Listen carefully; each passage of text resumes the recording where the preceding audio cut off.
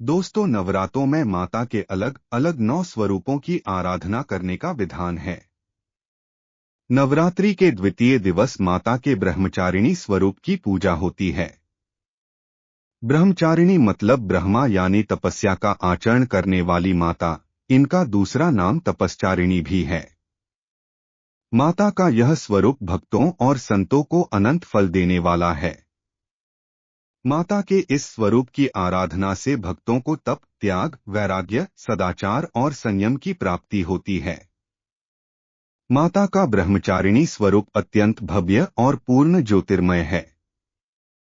मां ब्रह्मचारिणी श्वेत वस्त्र धारण करती हैं। इनके दाएं हाथ में अष्टदल की माला और बाएं हाथ में कमंडल सुशोभित है। पौराणिक मान्यताओं के मुताबिक ब्रह्मचारिणी माता ने पुत्री बनकर पर्वतराज हिमालय के घर जन्म लिया।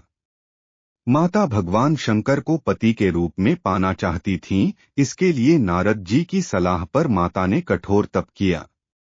तपस्या के कारण ही इनका नाम ब्रह्मचारिणी रखा गया। 1000 सालों तक इन्होंने फल और फूल खाकर अपना समय व्यतीत किया। साथ ही 100 वर्ष तक जमीन पर रहकर तपस्या की। कहते हैं कि कई हजार वर्षों तक निर्जल और निराहार रहकर तपस्या की। माता ने 3000 वर्षों तक टूटे हुए बेलपत्र खाए। इसके बाद माता ने बिल्व पत्र खाना भी छोड़ दिया और भगवान शंकर की आराधना करती रहीं। बिल्व पत्रों का त्याग कर देने पर माता का नाम अपर्णा पड़ गया। माता की इस प्रकार तपस्या करने से देवता प्रसन्न हुए और माता को मनोकामना पूर्ति का वरदान दिया।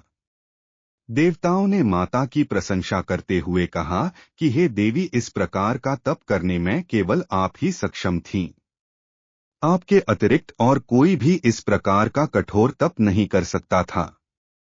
हे देवी चंद्रमौली, भगवान शंकर आपको पति रूप में जरूर प्राप्त होंगे, अतः अब आप अपने घर वापस लौट जाइए। दोस्तों, अब बात करते हैं कि नवरात्रि के दूसरे दिन माता की पूजा कैसे करें। नवरात्रि के दूसरे दिन ब्रह्मा मुहूर्त में उठकर सबसे पहले स्नान करें। उसके बाद जमीन पर आसन बिछाएं और माता की मूर्ति के सामने फूल, माला, चावल, रोली, चंदन आदि अर्पित करें। अब पंचामृत चढ़ाकर मिठाई का भोग लगाएं और माता के सामने पान, सुपारी, लौंग, इलायची अर्पित करें। अब मंत्र का जप करें। उसके बाद मां की आरती जरूर गाएं। मां ब्रह्मचारिणी को सफेद रंग बहुत प्रिय है। नवरात्रि के दूसरे दिन का महत्व शास्त्रों में वर्णित है कि मां ब्रह्मचारिणी के पूजन से भगवान शिव भी प्रसन्न होते हैं और माता के भक्तों को यम नियम के बंधन से मुक्ति मिलती है। दोस्तों, हमें आशा है कि वीडियो आपको पसंद आया होगा। अगर वीडियो अच्छा लगा हो तो लाइक और शेयर कर दीजिएगा और इसी प्रकार की अन्य धार्मिक कहानियों के लिए हमारे YouTube चैनल को सब्सक्राइब कर लीजिएगा। जय माता दी।